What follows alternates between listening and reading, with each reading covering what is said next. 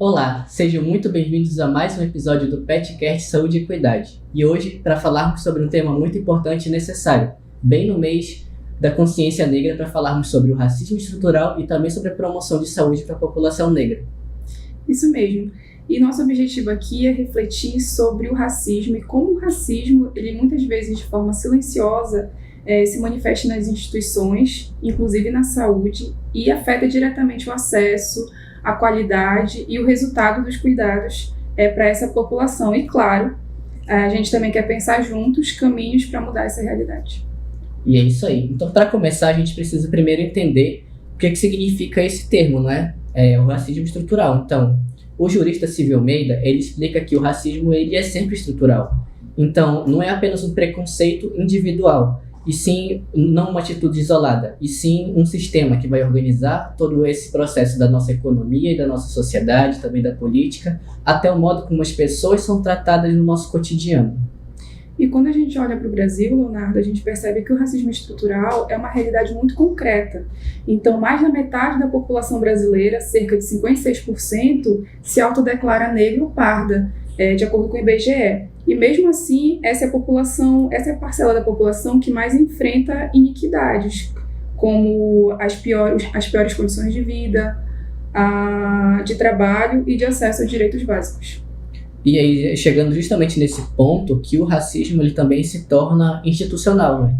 Porque quando essas desigualdades elas se manifestam em instituições, nas próprias instituições, como o SUS, por exemplo, que é a que a gente está falando aqui, a pesquisadora Jurema Werneck, ela inclusive fala sobre isso, né? Que esse racismo dentro da instituição, ele acontece quando deixa de ser só sobre um indivíduo e passa a estar nas estruturas desse sistema e também nas práticas do dia a dia.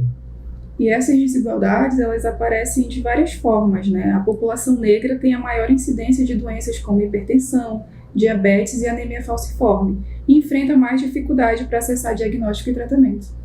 Exatamente. E assim, mais do que números, também é importante falar sobre o impacto simbólico, isso porque quantas vezes, historicamente, o corpo negro ele foi visto como mais resistente à dor, ou então tratado com menos empatia nesse atendimento, né? Então, é um reflexo dessa desumanização histórica que a gente sofre no país. E tem uma fala muito marcante dentro de um estudo de uma profissional de saúde que diz assim: mesmo que a gente seja a mão que cuida, a estrutura está dada para as coisas não funcionarem. E essa frase mostra que o problema não é a falta de vontade individual, mas sim de um sistema que já vem configurado para manter essas desigualdades. E aí, Glenda, nesse ponto que a tecnologia, ela se torna também uma tecnologia do poder, esse racismo, porque ela organiza quem tem o direito ao acesso à vida e quem que vai ser deixado de lado, né, nesse processo. E quando a gente pensa na formação dos profissionais de saúde, percebe que o tema racial ele é pouco discutido, pouco abordado.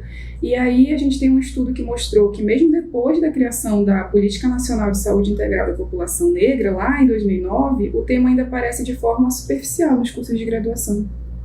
E aí isso faz muita falta para os profissionais, porque muitos desses profissionais vão sair da universidade sem compreender como o racismo ele vai afetar a saúde, sem ferramentas para lidar com essas situações, né, no cotidiano.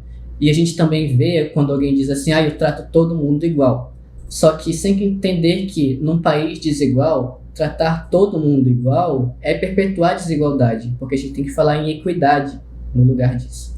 Exatamente, e a gente precisa discutir racismo sim, na sala de aula, nos estágios, nas práticas, porque cuidar com equidade começa com reconhecer que essas desigualdades existem. Justamente, e aí a Política Nacional de Saúde Integral da População Negra, que nasceu lá em 2009, ela foi criada justamente para enfrentar essas desigualdades. Então ela busca garantir o direito ao acesso à saúde da população negra com base nos princípios básicos e universais do SUS. Então a gente tem a universalidade, a integralidade, principalmente que a gente já falou aqui, da equidade. Exatamente, mas na prática nós sabemos que essa implementação ainda enfrenta muitos desafios, e como a falta de capacitação, baixa adesão dos municípios e muitas vezes a ausência de dados raça-cor para avaliar essas ações. E assim, por isso que nesse momento é essencial que a Política Nacional de Saúde da População Negra, junto com a Política Nacional de Educação Permanente em Saúde, elas caminhem juntas.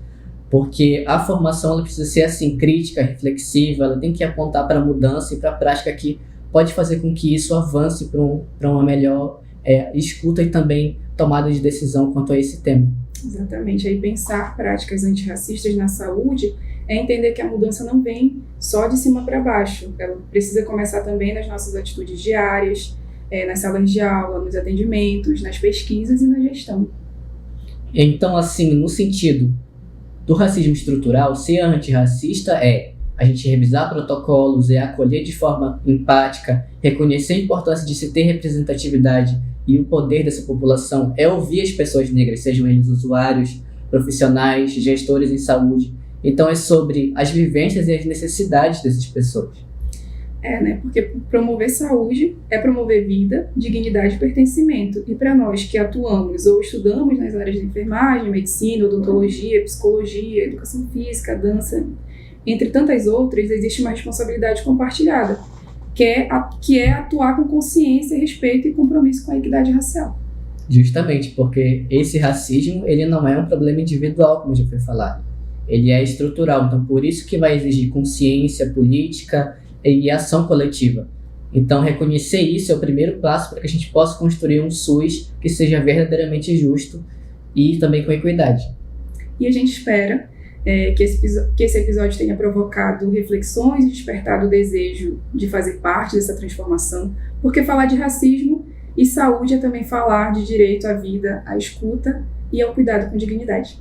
E é isso, eu espero que vocês sigam a gente nas redes sociais, compartilhem esse episódio, porque é muito importante falar desse tema nesse mês muito importante, e que vocês também possam nos acompanhar nos próximos episódios e também nas próximas discussões. É isso. Obrigado por ouvir a gente. Até a próxima. Até a próxima.